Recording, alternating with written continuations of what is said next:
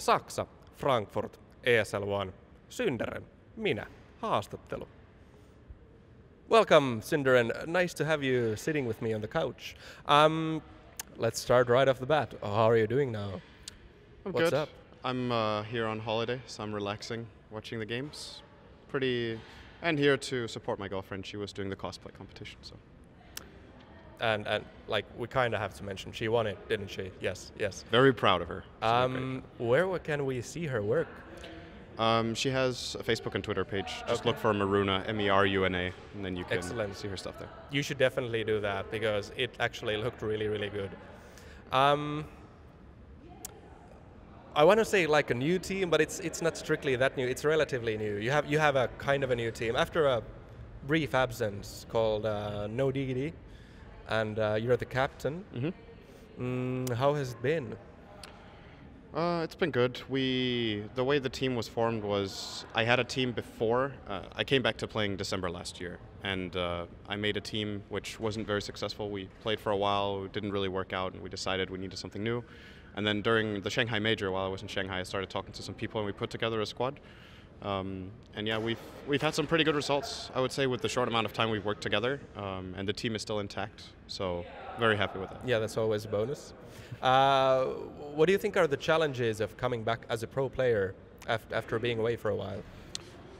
It's a couple of things. You need to build up your own confidence again. It takes a while because you know you've been away, so you're kind of, you know that going in and starting out, you probably have more work to do than other players that have been more active. So that takes a while, not only in terms of playing, but also in terms of like feeling confident in making calls to your team, leading them, doing the draft, all that kind of stuff that comes with being in a captain role. So that takes time.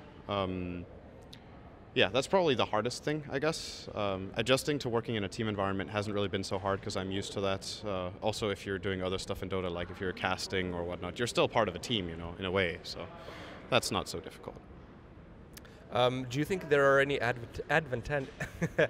advantages of being away for a while? Yes and no. Obviously skill decays, so that took time to build up. The advantage is that you get some different perspective.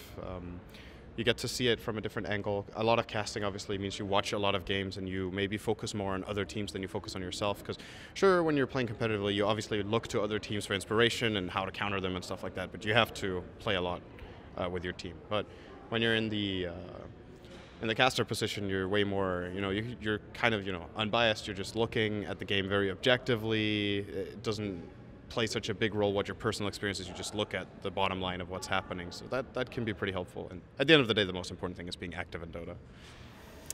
Recently, you worked as a coach for Alliance. You've also been a caster while you were not a pro player.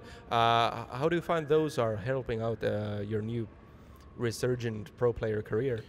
I think mainly the coaching was, obviously the casting was a long period of time, that was like 2 years, so it's hard to say, 2 years is a long time, what really plays a big role. But I want to say the coaching I did for Alliance I was really happy with, they were happy with it too. I learned some new things, you get a different, you're kind of the sixth player of a different team, so you get to see things in another light. They have other priorities in the game than we do, they have other things that they focus on. And at the same time, they were very willing and they were very open to all the criticism I gave them and took it to heart and used it. That obviously gives me confidence too, because then, if it's not only in your own team that people listen to, you go and coach another team. The reason they get a coach is obviously they want to listen to them, right? But to feel like what you're doing has a positive influence on the team and it pushes them in the right direction is really good for me to see, because then I feel more confident in what I'm doing with my own team as well. What kind of goals and objectives do you have for your new pro team? Well, right now we want to go to TI, so that's kind of the only goal right now, to be honest. Yeah. We take one step at a time. It's the biggest step right now. When we built the team, that was the primary goal from the start. Unfortunately, we haven't got good enough results to warrant a direct invite, unless something super crazy happens. I hear the invites are coming out like right after this tournament, so you still have a couple of hours. We're not in a position to get a direct invite this time. We had the opportunities to get one, so it wasn't, we had to perform better than we did at Epicenter and at the Dream League tournament. If we had done very well there, maybe even qualified for this, who knows, here at ESL, but still, it's the build-up phase, it takes some time, but I'm feeling good about the qualifiers. We're going to give it, going to boot camp and practice really hard for it, and based on my own confidence in the other players on the team, how well they're performing right now, I think we have a really good chance. So. Okay, sounds good. And good luck to you. Good luck to you on the journey, because I mean, it's gonna be really difficult, but with confidence, with skill, it's entirely possible to pull off, of course. Do you have any shout-outs? Do you wanna mention some people by name? Ebin. Oh yeah, I was supposed to ask if he knows any Finnish. Oh God. Ebin. That's apparently your Finnish language skills. I know some other stuff. In a nutshell. What other Kiitos. stuff? Kiitos. Yeah, that's... Vitu perkele satana.